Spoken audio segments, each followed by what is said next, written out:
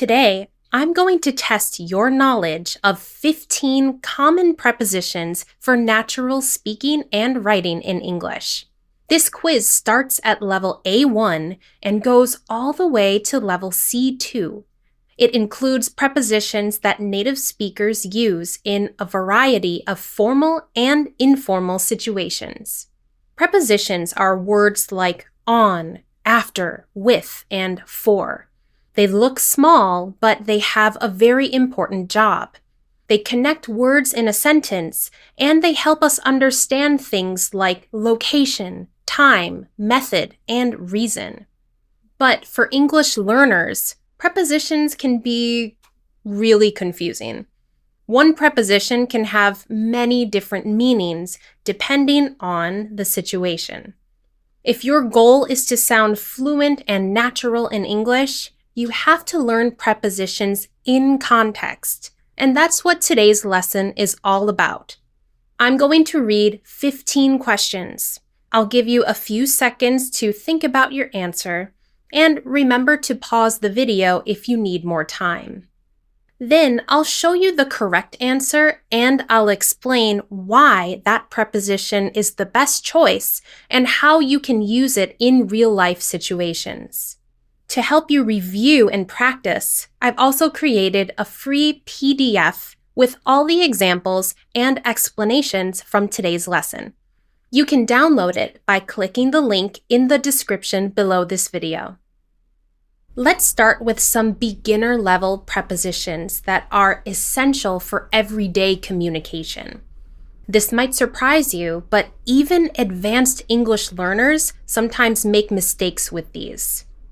Number 1, fill in the blank. I enjoy listening music.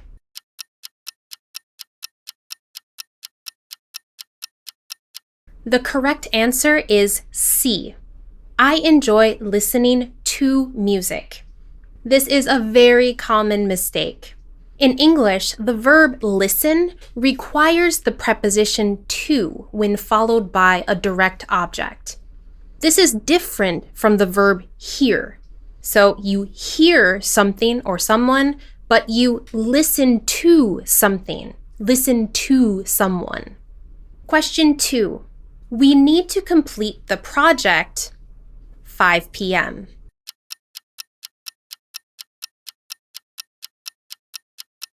By 5 p.m.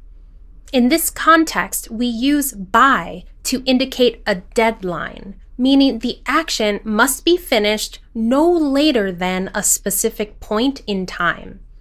Until focuses on the amount of time available to continue an action. We have until 5 p.m. to complete the project. The focus is on the duration, from now to 5 p.m. For question 3, which sentence is incorrect?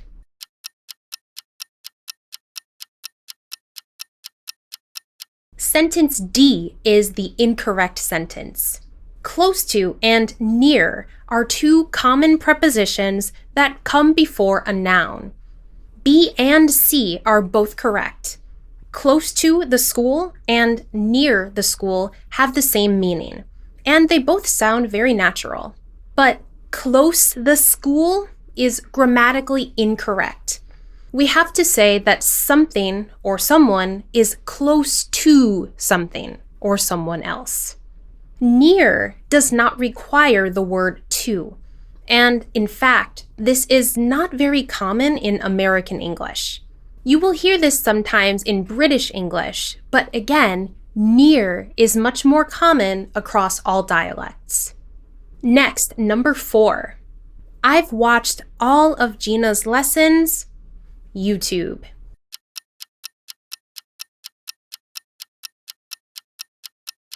B. On YouTube. Generally, we use on to describe a surface, meaning the outside part or the top layer of something. For example, the food is on the table. The snow is on the ground. There are words on the cover of a book. So now let's expand on that meaning. I want you to imagine that a TV screen or a computer screen or a phone screen is also a surface. So we use on to describe all of the things that you can watch, post, or do on these devices. This includes TV channels, websites, and applications or apps. You can read an article on the internet, post a picture on social media, or more specifically, you can listen to a podcast on Spotify, or you can hit the like button on this YouTube video. Let's look at some intermediate prepositions at the B1 level. These prepositions are useful for more detailed descriptions. Number 5, fill in the blanks with in or into.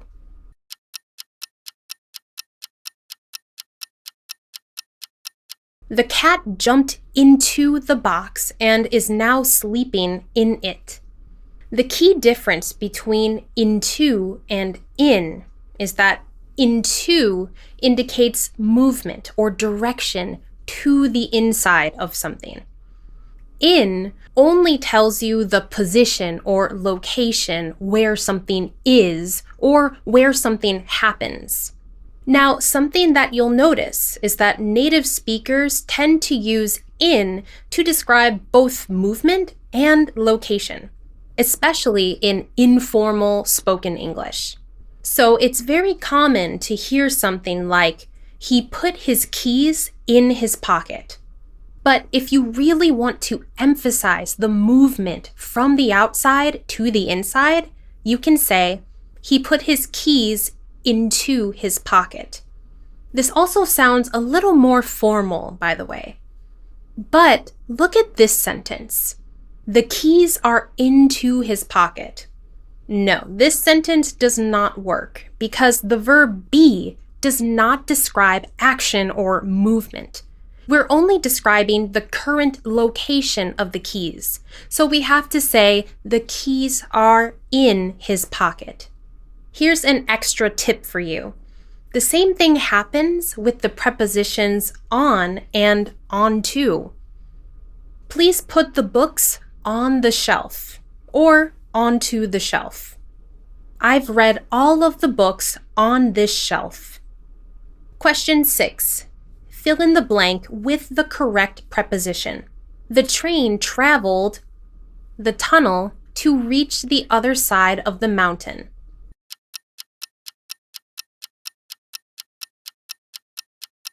The correct preposition here is through. You only pronounce the oo sound, through. By the way, through is just one of many words that are spelled with UGH. And yes, these are all very common words that have different pronunciations and meanings. The preposition through is used to describe movement from one side of something to the other. We especially like to use this when there is a clear path that's surrounded by something on all sides. So you can go through a tunnel, run through the forest because you're surrounded by trees, or at the airport, you have to walk through the security checkpoint before you can go to your gate. Sometimes we use this preposition in a different way. For example, the baby slept through the night. This means from the moment the baby fell asleep until the end of the night. Wow, such lucky parents. Number 7, which sentence is correct?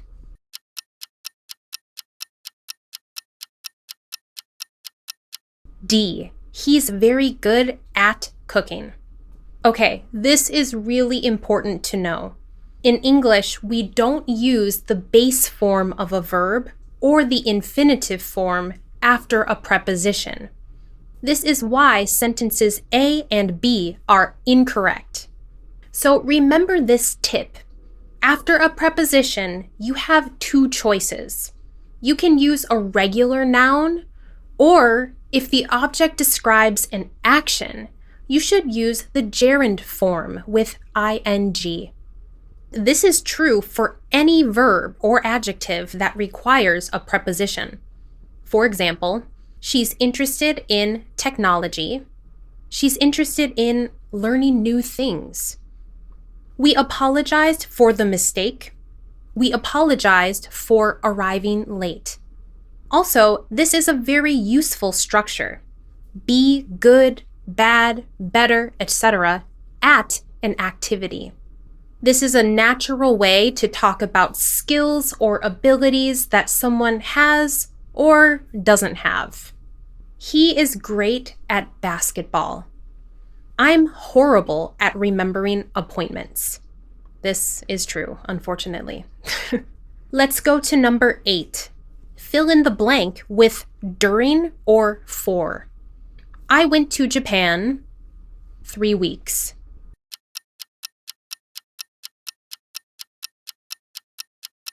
For 3 weeks. This is another common mistake that usually happens as a result of direct translation. In English, we can only use for in this context. For plus an amount of time. For 8 hours. For 3 weeks. For a long time. During usually means at some point in a period of time. During my trip to Japan, I walked through the bamboo forest in Kyoto. The angry fans left during the concert. Now, we can use during to mean for most or all of a period or event. But in this case, we have to use a noun, not an amount of time. For example, nocturnal animals sleep during the day. My grandparents are from New York, but they live in Florida during the winter. Now let's move on to upper intermediate prepositions around the B2 level. These prepositions are more specific and provide more abstract ways to talk about relationships between events. They'll also help you sound more precise in both speaking and writing. Number 9, fill in the blank. The beginning of the year, many people set goals related to health and fitness.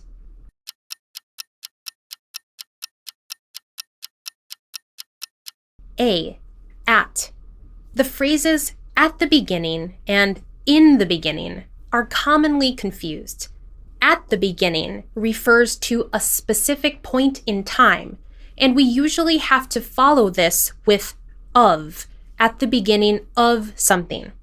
The singer felt nervous at the beginning of the concert, but he gained confidence later. At the beginning of the meeting, the manager introduced the new team members. However, we use the phrase in the beginning for more general or more abstract ideas. Usually, the specific point in time is unknown or unimportant, so we don't follow this with of something. The main focus is on the contrast between how something is initially and the current or later stages of the situation. In the beginning, learning a new language can feel overwhelming. They didn't like each other in the beginning, but now they're best friends. Number 10, fill in the blank. The museum is walking distance of our hotel, so we don't need to take a taxi.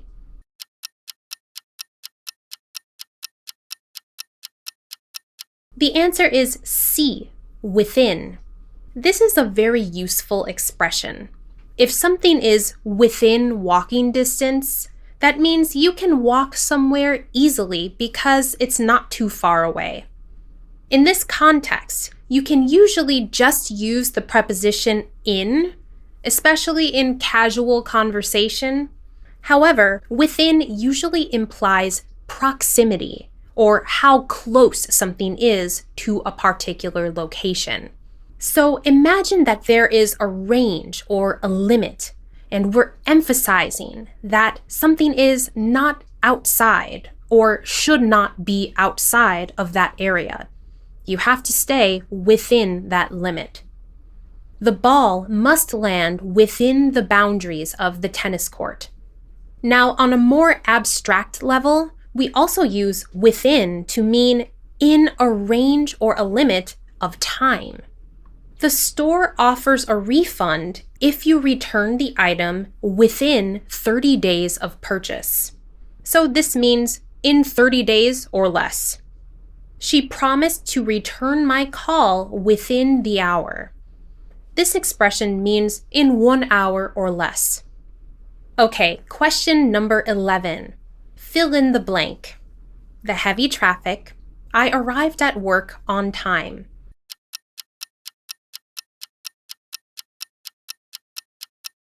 A. Despite. Both of these choices have similar meanings. They show contrast or an unexpected result. But the major difference between them is their grammatical function. Despite is a preposition that is followed by a noun. Here, the heavy traffic is a noun phrase. Even though is not a preposition. It's a conjunction, and it must introduce a clause. A clause is a group of words that has at least a subject and a verb.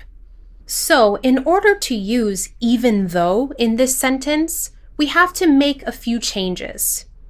Even though the traffic was heavy, or even though there was heavy traffic, I arrived on time. And yes, you can use the word although here, but that's a topic for another lesson. Now, we have one more option. If we really want to use despite before a clause or a sentence, we can, but we have to use an additional phrase. Despite the fact that plus your clause. So let's use another sentence to compare all of these options. Even though the service was slow, or despite the fact that the service was slow, I really enjoyed my meal. Despite the slow service, I really enjoyed my meal. Let's see if you know the answer to question 12. Replace the underlined phrase with a preposition. Recently, temperatures have been much lower than average in every part of the country.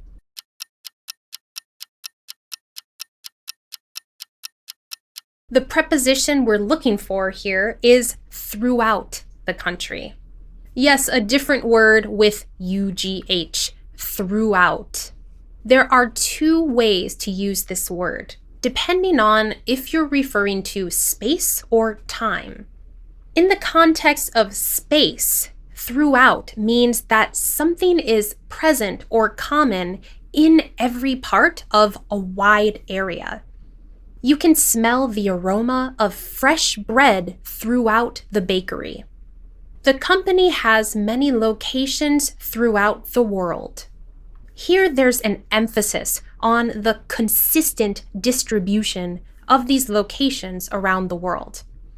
We can also use throughout in the context of time to emphasize that something continues or it repeats many times during an entire time period. Throughout the month of October, there was very heavy rainfall. Here's an example from a magazine article. 6 innovative ways humans have kept cool throughout history. Finally, let's look at some more advanced prepositions at the C1 and C2 levels. These prepositions are much more common in formal writing. So these are not used in everyday speech, but they're really useful to know if your goal is to read news articles or literature at a high level in English. 13. Replace the underlined phrase with a preposition. She remained calm in the middle of all of the chaos at work.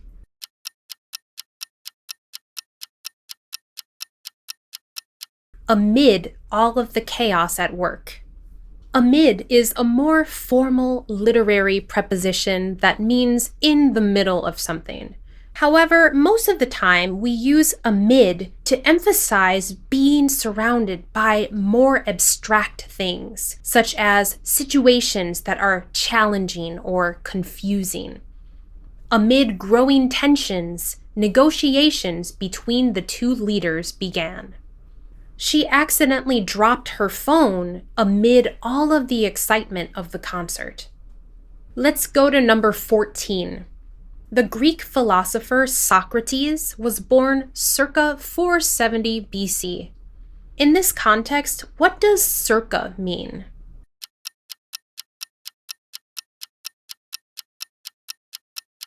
D. Around.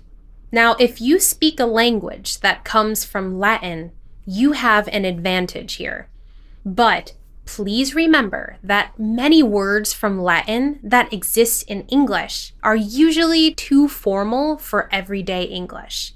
And that's the case for prepositions like circa and via. We only use circa in formal writing to indicate an approximate date or time. In this context, it means we are not entirely sure of the exact year, but it was approximately in the year 470 BC. Circa is especially common in academic contexts, and you will often see it abbreviated as C or CA, especially in textbooks and on historical signs for homes and buildings. For our final question today, all of the choices are prepositions that we've seen. I hope you've been paying attention. Number 15. The team decided to proceed with the project, notwithstanding the risks involved. In this context, what does notwithstanding mean?